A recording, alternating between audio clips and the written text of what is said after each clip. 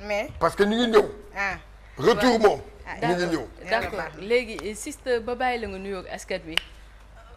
voilà mu ngi noonu maa ngi leen di nuyuwaat di leen wax mbégte la ñuy am saa su ne di jàkkaarloo ak yéen seen émission Petit Déj fii ci Walfadjri di jaajëfal téléspectateurs yi nga xam saa su ne ñu ngi bàyyi xel émission bi di leen wax mbégte la ñuy amal rek teew fi tey nag dañ fi am invité du jour muy Moustapha Ndiaye nekk président AMA association des managers et agents d'artistes tey moom lañ dalal kon baax na moo tax nag nga waroon maa bàyyi mu jël sama temps tuuti. ma xam ne xew mais da nga am buzz du net. man si buzz du net laa la doon interpellé di. d'accord mais yaa fi tudd invité du jour de. non dama ne balaa ñuy dem invité du jour. ma bàyyi ma dalal la. ok kon baax na kon mu ngi noonu nuyu naa ñëpp di wax ne que yoon bi xat na embouteillage bi métti na trop. d'accord donc ñu dem xooli ji suñu rubrique invité du jour je crois que def nañ jingle donc très rapidement ñu bàyyi leen ak invité du jour bi Cheikh Tidiane wala. voilà jërëjëf Moustapha Ndiaye. agent. fii invité nañ fii musicien artiste ñoom ñëpp waaye ñaar ñoo xam ne il est rare ñu ñëw ci plateau pour expliquer dégg nga maanaam le milieu mooy manager ak agent dama bëggoon rek pour ñi ñuy seetaan ñu mën a xam lan mooy différencier agent ak manager. waaw encore merci pour l'invitation bi agent ak manager ils ont le même travail auprès de l'artiste. même liggéey bi la ñuy liggéey ci artiste bi. seulement l'artiste le manager fonction am daf koy rattacher directement à l'artiste c'est-à-dire que boo nekkee manager artiste bi exclusivement ngay nekkal. tu ne peux pas travailler avec l'artiste en tant que manager bëgg travailler ak ñeneen en tant que manager. l'agent il est plus libre. c'est comme une personne comme ni ñu koy waxee. ni ñu koy waxatee entre autres une personne libre dans ses activités qui n'est pas rattachée à l'artiste mais à ses services donc moom li muy def moom c'est de trouver des opportunités claires pour expliquer la par exemple man bu ma nekkee manager man maay manager Yoro Ndiaye par exemple tey bu ma benn structure woowee wala benn acteur dama dafa bëgg def benn business ak Yoro damay woo l'artiste ne ko woo nañ ma pour telle affaire ñu waxtaan ma ak moom après ma revenir vers le client ñu waxtaan déggoo bu ñu déggoowee baax na bu ñu déggoowulee man business boobu dama koy lâcher mooy déggoowuñu damay dem sama yoon après ñu xaaraat la leen alors que en tant que agent da ngay gis benn business boo ko proposé benn artiste boo leen déggoowee nga def ko boo leen déggoowul tu as la possibilité libre d'aller chercher un autre artiste qui peut le faire parce que booy manager artiste munoo artiste bi jox la benn business déggoo après nga ne da nga koy dem joxe ci keneen donc da nga ciy xaw a mal place dafay manquer éthique donc loolu mooy différence bi mais ñoom ñaar ñoo bokk même liggéey bi dans les pays structurés les managers sont rattachés directement les agents dañuy nekk ay structures par exemple boo en tant qu'agent tu peux créer une structure agence de management et tu gères des actes alors que un manager ne peut pas avec son artiste être une société de management comprends nga mun nga am société de management mais boo ne Yoro ngay manager mais ça dépend pas de ta société ça dépend de l'artiste alors que en tant qu'agent je peux avoir même 4 artistes 5 artistes par contre un agent mënoo commencer liggéey bi di ko def il faut être très expérimenté parce que liggéey boobu ngay booleen doon ensemble moom bu bopp bi feesulee noo ko mun def parce que liggéey bi dafa stressant il y a beaucoup de choses à faire un manager c'est pratiquement un directeur exécutif dans une entreprise tu fais tout en même temps tu gères la communication les relations personnelles la gestion personnelle yi parce que ñii ñëw di liggéey musiciens yëpp ils font partie du personnel de l'artiste staff bi il est élargi maintenant communication digitale maanaam ñëpp dañuy liggéey autour de l'artiste et toutes ces personnes c'est toi qui administres toutes ces personnes donc c'est un travail qui n'est pas facile pour laaj moo tax ñu war a dem di ko jàng di ko mën di ko améliorer wu au fur et à mesure donc en résumé le manager il est plus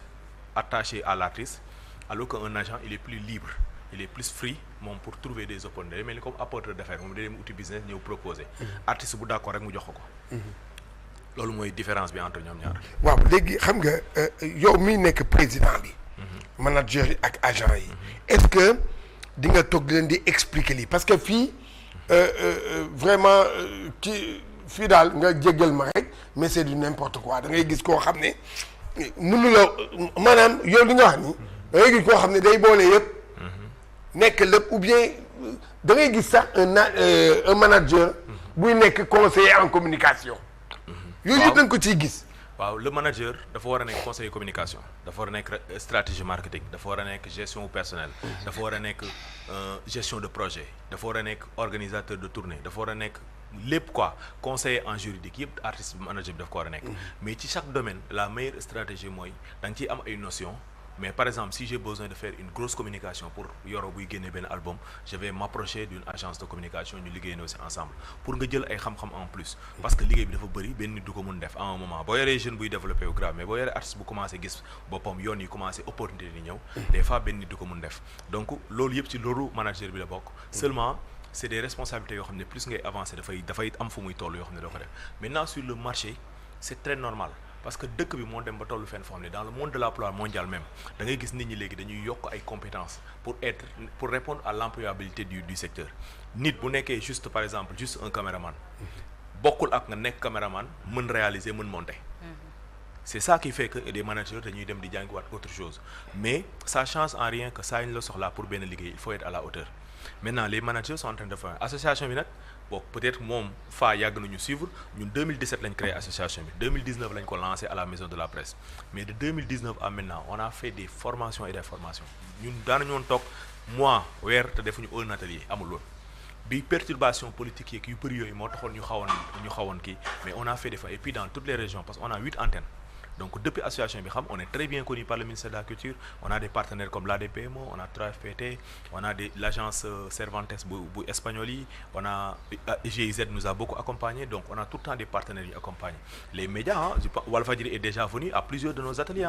Walf est venu à plusieurs de nos ateliers dañ leen ko daan wax rek ñu indil ñu ay surtout à Douta Seck donc je pense que même man c'est pas la première fois je suis déjà passé sur le plateau donc ak d'autres mais je pense que le truc c'est que comme li nga wax on est dans un marché où tout bouillonne en même temps des fois pour organiser ko c'est pas évident mais nag pour man nañ xaar parce que y a la loi sur le statut de l'artiste qui vient pour organiser ce secteur la loi elle est déjà là il y a juste des améliorations avec le nouveau régime parce que Macky Sall bi mu fi nekkee dafa am lu ñu avancé yu bëri yu ñu ci def mais il y a le nouveau régime qui a des ay yu ñu ci war a yokku comme lu ñuy woowee guichet unique donc ay dispositifs yu bees la yoo xam ne bu amee dina gën a baax pour acteurs yi dina gën a baax ak couverture sociale xam nga yàgg nga toog sa ci plateau di wax naan artistes yi dañuy dem ba def seen lépp mais bu ñu demee ba màgg feebar af yooyu nag day dañ incha allah si la loi elle est promulguée nga kiiwee elle est ratifiée maintenant ba nga xam ne léegi président bi signé na ko ba nga xam ne léegi pour mu kii donc ça veut dire que déjà chaque acteur léegi da ngay dem di fay couverture sociale comme toutes les personnes parce que la loi li muy changé mooy avant dañ daan nekk juste ay acteurs culturels aujourd'hui dañuy nekk ay acteurs culturels et travailleurs reconnus par le ministère du travail et ceci dafay def benn dafay introduire les acteurs culturels au niveau des caisses de sécurité sociale et IPRES et autres yooyu nag bu nit ñi di cotiser acteurs yëpp di cotiser te par force lay nekk ñëpp ay cotiser par force amul bu la neexee tant que tu es acteur il y a juste une différence entre kan moo bëgg jàppee boppam professionnel kan moo jàpp amateur ñaar yooyu bokkuñu dispositif mais quand tu es professionnel da ngay dem inscrire à la caisse de sécurité sociale di cotiser comme tout le monde de ce fait yow boo feebaratee avantage yi travailleurs yi am yëpp da nga koy am boo feebaree faju boo amee blessure ñu faj la l'État te prend en charge comme ni mu koy defee ak yenn autres secteurs yi soxna yi nga xam ne dañu nekk sur suñu secteur bu ñu amee doom dañuy am ay congé maternité et payé en fonction nag des contrats yi ñuy am parce que artiste bu ne ak niveau bi nga am bu ñu demee da ngay dem balaa fin bu ñu ne par exemple par mois on voit un artiste boo xam ne 300 000 lay am par weer boo demee ba toll ci période yooyu nga nekk jigéen wérul dañ lay couverture sociale da lay couvrir au même frais ba ngay nekk à terme donc yëpp ay dispositifs la yoo xam ne ñu ngi koy jël pour organiser secteur bi. avant Fadi wax mais xanaa dafay am benn fonds pour mën a jox ñooñu xaalis. ou bien naka lay demee caisse de sécurité sociale li ñëpp di def la ñuy def da ngay cotiser. bu artistes yi di cotiser. waaw day am un fonds. waaw parce que waa caisse de sécurité sociale ñoom problème boobu la ñu am. problème de fonds parce que nee nañu que ñii duñu cotiser nii nangam xam nga loolu la quoi damay laaj. mais secteur yi cotiser. secteur yi nga xam ne normalement ñi ngi cotiser amuñu problème yooyu. mais par exemple tey bu dee ba dañu jël parce que ñoom dañu nekk di organiser le maximum de secteurs à se formaliser pour que ñu mën a dugg dans ça mais bu dee par exemple tey la population par exemple disons 17 millions lañu. tous les travailleurs nekk 2 millions. mais 100 000 personnes rek ñoom ñooy cotiser c'est pas évident mais si on fait le maximum ñoom ñu def le maximum ba ñëpp couvrir ñu am couverture sociale dina dem acteurs culturels yi bu ñu duggee ñoom tamit bu ñu cotiser normalement ñëpp di cotiser bu ci benn acteur culturel feebaree wala moom accident de travail wala yooyu dinañ ko mën a jël en charge mais bu dee par exemple da ngay lancer affaire bi def le tout ba mu taxaw ba pare mais après personne cotise et secteur culturel bi c'est un peu compliqué bu dee da nga yor salaire pour ñu dagg ko c'est facile mais bu dee par exemple da nga nekk acteur culturel c'est pas très évident. On a des systèmes qu'on a mis sur place comme par exemple quand tu as des prestations quelque part avec le contrat ñu génnee ci seen cachet yi directement dem cotiser ko avec le guichet unique bi ma lay wax noonu donc il y a des dispositifs qui sont faits après bokk am nañ ci yaakaar. Maintenant dafa laaj nag bonne volonté wu acteurs yi parce que tamit nit ñi mënuñu la defal lépp quoi bu ñu la defaralee li nga xam ne moom mooy saafara yenn problème yi nga am après yaa koy téye nag sa ful la def ci li nga ci war def pour mu dem mais je pense que c'est un dispositif que les acteurs prendront en compte parce que tamit li fi wàññeeku ci ay acteurs culturels yoo xam ne bi ñu fiy jógee feebar moo leen sonal nit ñi di leen yërëm di leen ketal dañu bëri surtout si monde théâtre bi monde cinéma bi musique bi donc je pense que yooyu mën nañ ci am ay def jël ci ay matukaay quoi. am na solo waaw man ci li ma doon ñëw mooy léegi dañu gis ni que manager yi ñooy nekk agent yi ñooy nekk booker yi est-ce que loolu tamit du yàq milieu bi benn côté. waaw parce que c'est un métier xam nga liggéey bu ne avec l'évolution dafay def loolu par exemple da ngay gis man par exemple je suis manager aujourd'hui je suis manager et éditeur musical l'éditeur musical c'est la gestion des droits et c'est un marché énorme au niveau national et international tey aujourd'hui lii la koy def mooy l'expérience que tu acquis les formations yi ngay yokk ci xam-xam pour def ko et ça c'est normal dans l'emploi da ngay gis koo xam ne caissière la woon nekk dans une société après day def ay formations di dem avec expérience bi day dem à la fin mën na nekk chef d'agence pour man nit da ngay am ambition nga liggéey mais li may bañ man te moom mooy metti des fois mooy pouvoir embrasser des métiers dont tu fais pas la formation même boo ci amee ay priori demal nga yokk tuuti xam-xam ça nag gars yi dañ koy tayal ils s'investissent pas sur la formation et la formation est un capital qui est très important dans le développement personnel d'un acteur et surtout sur l'employabilité parce que xam liggéey ak mën liggéey bi du benn donc liggéey moom da nga koy mën ba pare xarañ ci quoi foofu la monde bi toll bi amatul ay a priori quoi maintenant nag yooyu on a du mal à ce que jeunes yi di suivre mais quand même je sais que booy yi am nañ dynamisme bi bëgg nañu et on voit que ils s'améliorent parce que le management aujourd'hui ak bu booy yi ak il y a 10 ans 15 ans si ginnaaw du benn booy yi léegi ñu xaraña waaw kanaa yooyu fi nekkoon booy yi léegi yi toppaat booy yi tu as vu que léegi y a beaucoup de managers connus parce que ils sont pas connus parce que juste dañuy di ay talent ils sont connus parce que ils ont des artistes qu'ils arrivent à vendre et ça ce métier là xam nga ça veut dire qu'ils font bien leur boulot maintenant nag dafa am lu nekk niveau la am na loo xam ne da nga koy def pour Sénégal mais pour nga génne ko à l'international il faut faire des formations. dëgg la voilà ci loolu ba tey ñu ñëw ci nga xamante ni gis nañ ni que crise dafa am ci milieu culturel bi ñu nekk surtout culture urbaine bi crise bi daf fi am yéen en tant que manager surtout que nga jiite ko nekk président bi ban taxawaay ngeen ci am. Ouf c'est que la crise elle est partout c'est dans les tours de secteur maa ngi def nga koy wax nii léegi. dëkk bi moo xaw a tollu fenn foo xam ne je pense avec le changement de régime ça a retardé ça a freiné beaucoup de choses. après nag. Bon, ça a toujours été comme ça. Père Wade bi muy doog a ñëw dëkk bi sa première année c'était les gens ne savaient plus où aller. Après Macky Sall est venu. Non, c'est la vérité. Non man Abdoulaye Wade rek laa bëggoon mais Abdoulaye bi muy doog a ñëw première année bi vous vous souvenez son première élection dañu yaakaar nañu koy gagné parce que y avait beaucoup de gars yi dañu doon kaas ils savaient plus où aller. Quand Wade Macky Sall est venu si la ñu génnee ma dëkk bi dafa Macky. ñoom ils sont arrivés. Je dis pas man je défends personne. man j'ai confiance en eux. Donc yow ñaata fi nga leen di may. pour ce secteur mën a kii pour man les résultats man depuis bi ñu ñëwee ba tey man à partir de 2026 laa doon xalaat ne les choses vont bouger. waaw parce que dëkk pour man mënoo ñëw jël benn régime. nga am obligation de def ay audit bëgg dans l'année où tu es en train de faire les audits nga def activité loolu mënul nekk. c'est-à-dire moo tax man bi ñuy wax 5 ans yi man j'étais pas d'accord man dama gisoon 7 ans ak 5 ans parce que dëkk yëpp la tous les présidents qui arrivent ils sont obligés de faire un audit ou bien ñu changer benn affaire. boo xam ne man dama ko yàgg wax mënuñu ku ñëw indi sa programme père il faut que dëkk bi am programme boppam boo xam ne dëkk bi moo ko moom quand les politiciens arrivent programme bu day continuer mais bu dee dañuy ñëw lépp dañ koy arrêter war a recommencer waat un nouveau programme mais kañ la ñuy arrêter ku nekk ñëw jël 2 ans 3 ans pour diagnostiquer jàpp fii def fii ay affaire après 2 ans ngay amaat pour liggéey pour def résultat c'est pas évident on a un pays qui est super compliqué pays en développement lañu nekk li ñuy wax naan dafa Sénégal développé wul un pays en développement on est pays boo xam ne il recherche le développement on a des perspectives nag de bons trucs pour le développer. donc léegi yow Moussa Ba da nga yaakaar ne parce que comme je l'ai toujours dit et tout le monde le dit mooy que les parents pauvres moom mooy la culture et le sport. ñooñu les parents pauvres. loolu wax naa ko sax seen plateau fii. voilà Sénégal gis nga bu ñu bëggee développer dëkk yu mel ni ay Sénégal il faut se baser sur la dynamique de jeunesse et la dynamique de jeunesse il est dans le sport et la culture. et l'artisanat. gis nga ñett ñi boo leen génnee ci jeunes yi. mais jeex na. dëgg la te loolu li tax mu baax boo ci defee du effort booy perte mooy c'est des secteurs qui tirent d'autres secteurs. le secteur de la culture. il tire en même temps le tourisme il tire en même temps tout ce qui est commerce national international. li ñuy woowee destination Sénégal da koy tirer. et y a tout ce qui est industrie culturelle affaire u mode affaire u benn jour mos naa def nga ay Sénégal y a pas quelque part où on a des bâtiments qui reflètent des architectes sénégalais. C'est-à-dire tout ce qu'on a même li ñu def ay patrimoine c'est des trucs yoo xam ne jóge feneen mu ngi mel ni ñun amuñu ay architectes yoo xam ne mën nañ créer des choses qui nous ressemblent des trucs qui loo xam ne Sénégal moo ko moom alors que dëkk yoo dem tu es émerveillé parce que y a des bâtiments yoo xam ne dafay bokk ci patrimoine mais dafay refléter seen histoire ñun Gorée lañu am c'est pas nous qui l'avons construit ça ressemble pas à nous amul fenn Sénégal il faut aller peut-être ay Îles du Saloum affaire yooyu pour après gis des choses qui te rappellent un peu Sénégal bi dans les temps donc tout ça ce sont des choses qui arrivent qu'il faut revoir qu'il faut refaire après bon la dynamique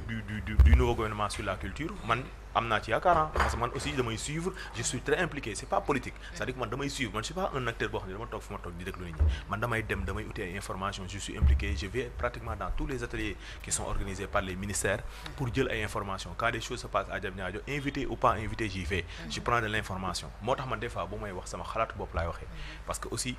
bokk agent de développement local loolu laa jàng donc mun naa analyser ak la mooy développement loolu xam naa ko parce que liggéey naa ko ay années aussi avant musique bi ma kii donc je pense que dëkk bi mi ngi si benn yoon espérons juste que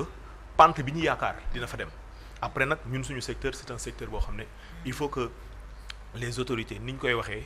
ñu demee ci noonu parce que c'est pas fortuit c'est un secteur qui a un potentiel énorme et un potentiel économique à exploiter et surtout d'emploi da ngay wax musique tu as une vingtaine de métiers nga dem cinéma waxatuma ko nga dem dans le sport il y a tellement de temps est passé laa koy wax ma ne on peut pas Sénégal on a l'impression que y a que des joueurs yaa ngi wax léegi ay agents yaa ngi wax léegi ay managers du sport mais c'est des métiers qu'il faut exploiter jël booy jàngal leen yeneen affaires yu bokkul ak football on a l'impression que dëkk bi football rek la ñuy jàngale basket rek mais métiers yi nekk ci ginnaaw yooyu dañ ko war a exploiter dans ce pays il y a des amoureux de football aujourd'hui yoo xam ne mënatuñu nekk footballeur parce que peut-être am na leen dal blessure ak yooyu mais ñu jël leen former leen mais mu nekk lu nit ñi di xam ñu nekk ay agents yu ñuy topp état bi di leen topp diñu dem ba benn moment dootuñu dem di uti ay entraîneur international ñooñu dañ leen di am parce que toggal nañ leen ni ñuy tàggatee jeunes yu ndaw yi jeune catégorie bi ñu toggaale ko boo yooyu di nekk ci ginnaaw nga xam ne un moment on peut inonder toute l'Afrique nga xam ne suñu agents yi ñooy jaay jour yëpp ñooy def lépp et ça c'est des choses possibles mais des fois on est focalisé sur des choses yoo xam ne pour man bokk 360 degrés boobu daal ñuy wax nga xam ne da ngay bàyyi doo bàyyi dara bi pour man dafa des waa dans le secteur waa léegi c'est que man sama problème mooy est-ce que les artistes xam nañu rôle dëggantaan manager ak agent est-ce que xam nañ ko parce que souvent am na ñoo xam ne lijjanti wuñu loolu. ñoom daal waaw amuñu agent amuñu kii ñoom seen yoon nekku ci. waaw xam nga. est-ce qu'il y a pas un problème de sensibilisation. non gars yi côté boobu moom artistes yi xam nañ ko y a pas un artiste aujourd'hui bu la dul wax waxu manager wala manager boo xam ne du wax waxu artiste xam nañ ko le truc c'est que. da ngay toll fenn da ngay soxla benn façon manager peut-être bu am niveau wala nga nekk un jeune bëgg manager alors que niveau bi du benn et c'est des choses qui se passent chez les managers aussi on a un marché économique qui est très faible très faible pour un rien ce que tu gagnes auprès de ton artiste du mat sax sa artiste yow nan nga siy gagnewee xam nga donc ça je pense que c'est des choses qu'il faut réfléchir pour développer économie bi bu économie bi développer rek day dem le reste du problème c'est qu'on a une économie qui marche pas on n'a presque pas d'économie dans ce secteur parce que def benn activité toogaat une semaine ngay def en plus du yéeg sur scène rek moom mooy économie dans les vrais marchés da ngay dem Nigeria le marché il est partout les musiques qu'on utilise aujourd'hui je vous donne juste un exemple toutes les télés aujourd'hui font leur propre production musicale alors que tu vas dans d'autres trucs les jingles les trucs ils vont le prendre chez les artistes ils vont prendre ces musiques et c'est des conventions qu'ils prennent c'est de l'argent que tu gagnes là-bas tu gagnes de l'argent dans les grandes surfaces par exemple nga dem ay Auchan nga def ak moom ay deal nga dem nga jox leen benn catalogue d'artistes yooyu ñun éditeurs yi dañ koy liggéey nga jël ko jox leen ko artistes yooyu ñoom ay droits d'auteur lañ ciy gagner ça veut dire c'est une manière de te dire que mun nga am marché business buy jóge un peu partout alors que Sénégal artistes yëpp ils se focalisent que jouer bu ñu jouer rek la ñuy am xaalis bu ñu jouer wulee dañuy chômer loolu monde bi tollatul foofu il y a tellement de débouchés maintenant xaalis di génn pour un artiste mais il faut l'exploiter. mais est-ce que loolu tam yéen da ngeen ci am rôle bu mag parce que est-ce que yéen ñi nga xam yéen a yor artistes yi dëgg la ñun ñu ngi ci diggante yéen managers yi artiste bi ak média bi ñoo ne ci yéen a ne ci diggante artiste bi ak média bi yéen a ci nekk est-ce que yéen a leen xamal loolu parce que ñun d'habitude duñu gis suñu artistes yi festival yu mag yi doo lañ ci dégg duñ ci dem est-ce que loolu tamit tax jaay na suñu culture est-ce que tamit tax na musique bi aussi développé dem ci kanam. waaw export bi moom c'est le rôle principal des managers. waaw loolu moom je l'accepte sûrement. maintenant dafa am na ñuy defee export. il faut un artiste qui suit et un artiste qui comprend. il faut un artiste qui suit et un artiste qui comprend c'est-à-dire am envie nekk Sénégal def benn single mu toj nga kontaanee yow ci loolu jaar fii wane sa oto def fii tiitaru def say affaire wala def benn ay soirée ci nu mu tuddati Almadi bi muy buzz ngay rey sa bopp ci loolu toi tu es content de ça lan la ci manager bi man mais boo yoree artiste boo xam ne dafa am ambition wu dem à l'international di def foofu ay résultats mais aussi que bu ñëwee dëkkam ñu valoriser ko ça aussi c'est quelque chose d'important je vous donne juste un exemple aujourd'hui on a l'impression que cette génération d'artistes Sidi Diop Djeba mooy cette génération ñoo fi nekk alors que aujourd'hui il y a des artistes qui font chaque mois wala chaque année des festivals ay Saxat kenn du ko invité dans un plateau kan Saxat ay tu as kii nu mu tëddee la dame là tamu Marema ay Marema sax léegi dafa xaw a arrêté mais ay Obrey c'est des artistes yoo xam ne aujourd'hui am na benn femme bu ñu invité woon fii waa Chadia xaw ma waaw dem na fi ay festival dem na fi ay Massa dem na ay y a des artistes dont le registre musical bokk du mbalax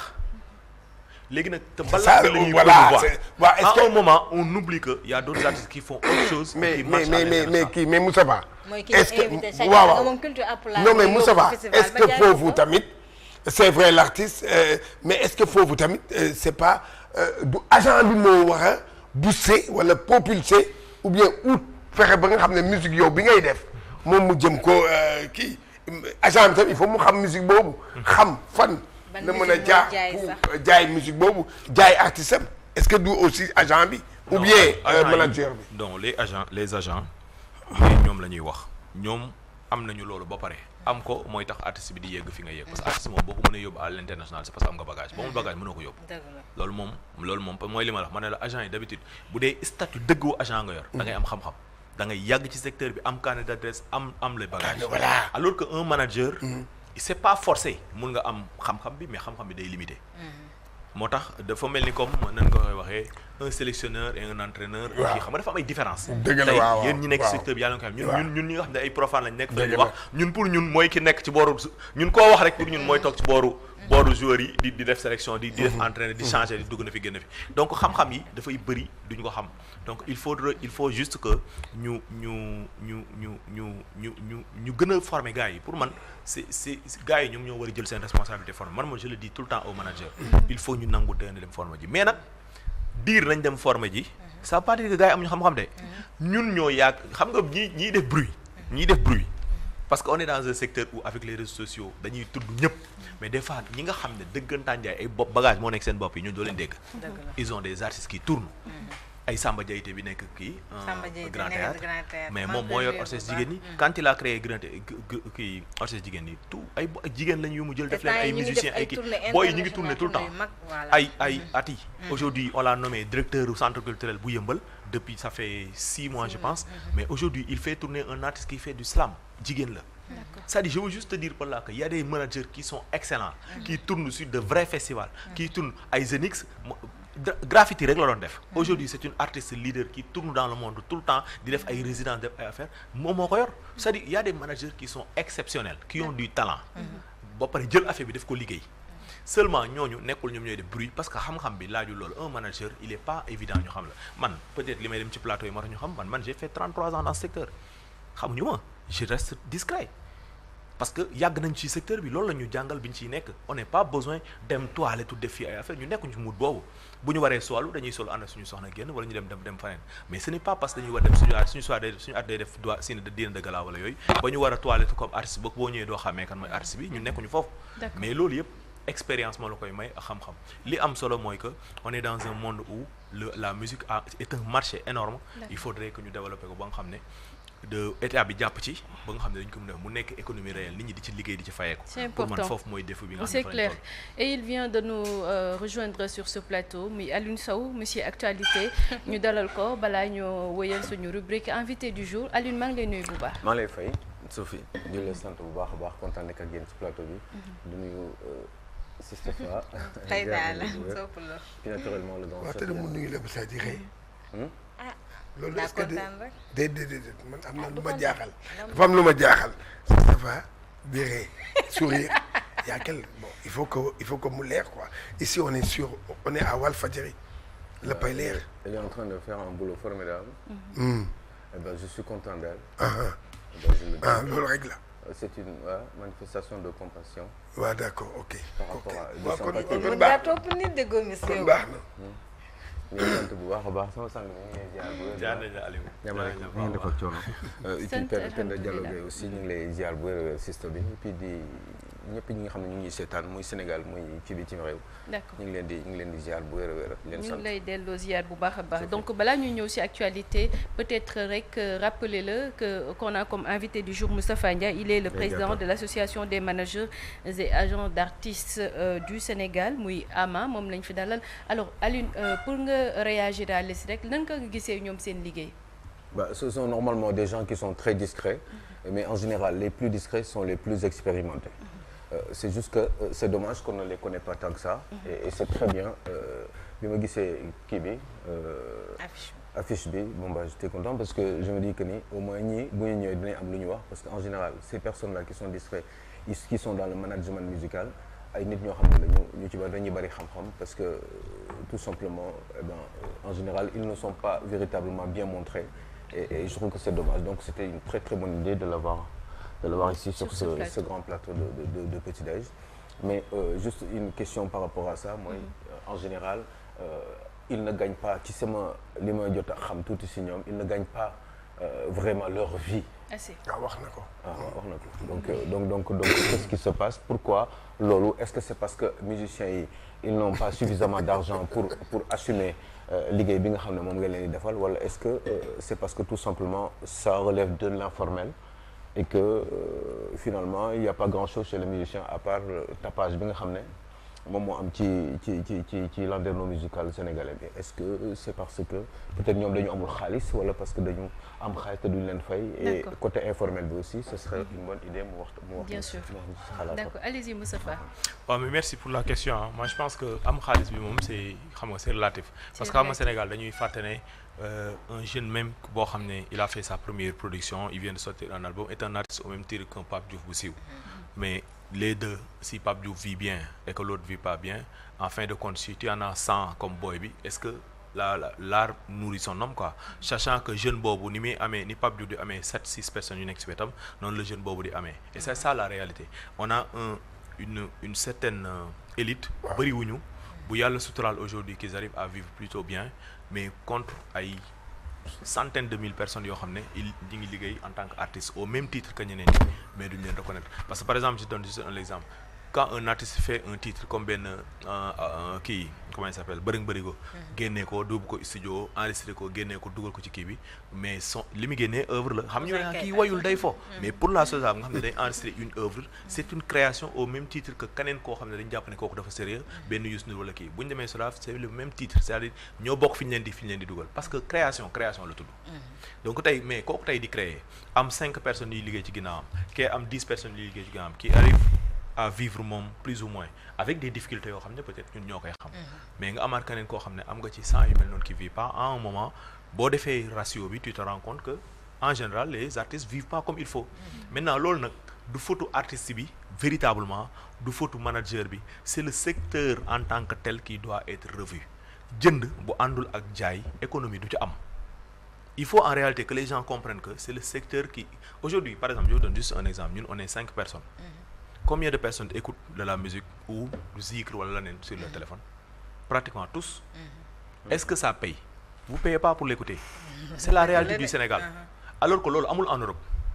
boo amee musique sa téléphone tu peux pas l'écouter sans payer c'est pas possible ils ont pris des dispositifs yoo xam ne tant que tu écoutes tu payes tant que tu regardes une série tu payes tant que tu regardes un film tu payes. Mais on paye. Non. À travers la connexion. Non, vous On payez paye. pas. La connexion, c'est ça, Non, en fait, la connexion, on achète la connexion pour écouter de la musique. Et que déjà, bu fekkee ne jënd nga connexion nga dem ci YouTube bi mais day monétiser également. kon foofu noonu aussi on paye. YouTube pour faire vivre un artiste bu dee da nga ko bëgg def pour l'artiste c'est pas YouTube la plateforme appropriée. YouTube c'est une plateforme gratuite avec des options de paiement que YouTube a créées. Mais les plateformes d'écoute bu dee musique la c'est des Spotify c'est Deezer c'est là où tu payes foofu da ngay fay ay abonnement de 300 1000 francs pour écouter une playlist de par exemple tu aimes la musique zikr on te donne 10 artistes différents. En plus de la connexion. waaye la connexion la connexion c'est autre chose. Tu peux même faire des premiums yoo xam ne boo defee abonnement boo buñ la joxee sa playlist sans nga am connexion da ngay déglu parce que loolu ça existe sur ces plateformes. Mais xam nga ay format la te Sénégal am na aussi ay plateformes yu am. C'est dans ces plateformes où on écoute, on paye et on fait vivre l'artiste. Maintenant le streaming que tu parles sur YouTube, ça c'est des formats d'écoute que YouTube a créé parce qu'à un moment il avait vu que amoon na marché bi et il a créé, il s'est approprié du marché. Ñun nag loolu moo ñu manqué en Afrique, au Sénégal et en Afrique. Quand il y a une opportunité de faire des affaires, au lieu que techniciens yi créé affaire yoo xam ne dañ naan non mais ça c'est de l'économie nañ ko def ñun ñëpp ñu génn ci ku nekk gagné ci ñu def ko. Mais man je suis sûr père gis nga Sénégal bu ñu defoon toogoon ñun ñi nga xam ne ñoo nekk secteur bi créer des dispositifs sénégalais yi bañuñu joxe seen 100 francs si c'est leer na leen bu ñu la ko joxe da lay mettre dans de meilleures conditions de vie. Sénégal pour man soxorewuñ noonu. D'accord mais man dama amaale foofu y a personne qui fait des propositions benn laaj foofu noonu muy que ni parfois dañuy gis ñoo xamante ne ils se disent que ni non mais attends parce que ñun dañoo dem ñu jàngi ji musique mais tu vois des gens yoo xamante ne jàngi ji musique respecté wuñu normes yeeg tout ça mais ñooñu tey ji ñoom la ñu gën a moom la sénégalais gën a bëgg yow déjà ngay décrier ñoom li ñuy def mais pour nga am visibilité da ngay obligé parfois nga dem featuring ak ñoom naka ngay gisee yenn propos yi également.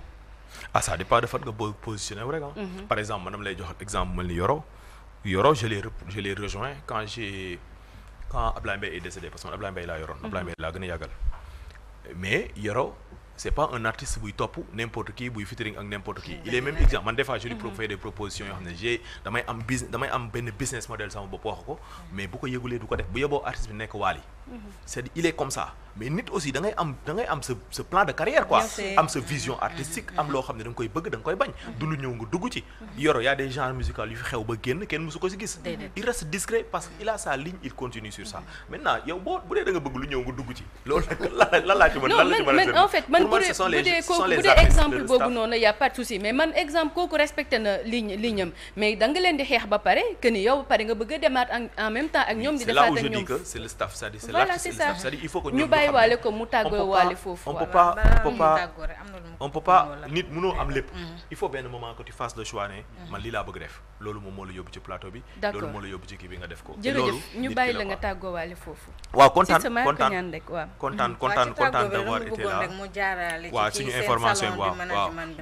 maintenant c'est vu tout ça qu'on a eu l'idée d'organiser benn salon. C'est quoi les salons? Les salons c'est comme des foires. Dans le monde da ngay gis c'est de grandes rencontres où les professionnels viennent partout dans le monde ñu ñëw def ay échanges waxtaan trouver les opportunités yi nga xam ne moo am sur le plan national mais aussi sur le plan international mais aussi festival yooyu nga xam ne d'habitude booy du ñu am doole pour dem fa ñu trouver nu ñu leen indee fii ñoom ñu mën a waxtaan ñu wane li ñuy def ñun tamit ñu def ay échanges ça va se passer le 31 octobre bii nii ak le 1er novembre à la maison de la culture Douta Seck. Donc on vous invite on a fait passer l'information et on espère que acteurs yëpp nañ ñëw parce que c'est de bons moments où les acteurs vont rencontrer d'autres acteurs mais aussi entre ñun ñoo et on a mis aussi en contribution xam nga comme ni ñu ko waxee on a un nouveau gouvernement. Qu'est-ce qu'ils ont apporté pour le secteur de la culture? Agence yi ñu teg da nga xam ne dañuy répondre sur le secteur de la culture lan lañ yor comme ay projets wala ay programmes yoo xam ne dañ ko war a présenter jeunes yi pour jeunes yi approprier wu ko pour leur carrière. Donc on a invité pas mal de structures de ce genre et Inch'Allah on espère que la kii bi sera belle. Et on invite aussi Walfadjri parce que le 30 même dans l'après-midi c'est la cérémonie officielle. Bu ñu commencer le matin, le soir il y aura la cérémonie officielle et on espère que vous serez là-bas pour la couverture. Donc fa invité nañ la yow waa kër gi. Man moom ci laa bokk. jaajëf loolu dëgg la en tout cas am nañ merci encore mbégte bu baax a baax dalal la fii ci biir Petit Déj. Vraiment waxtaan bi am na solo. Vraiment kontaan nañ. Merci beaucoup. Te defe naa li ñu fi wax njariñ la te leer na nañ pour ñu comprendre woon Moustapha kontaan nañ merci beaucoup. On est ensemble merci. bëggoon naa tamit nga toog fekkee lépp bu dee mën na nekk parce que après je vais parler de sport affaire u agent. maa ngi dégg am nga ci kii boo ci bënee toog nga toog tamit actualité yaa ngi fii lépp a ngi fii boo soxlaa café nga naan. amul temps de en tout cas dañ la koy ñaan bu fekkee mën na nekk. waaw de amoo jot sur le plateau y a pas de souci. D'accord amul problème mi ngi noonu may nuyu Yoro Ndiaye nag bu baax a baax. jaajëf bu baax la yow ñu ngi koy nuyu bu baax a baax donc très rapidement ñu dem xooli ji suñu rubrique sport te dellu si plateau bi.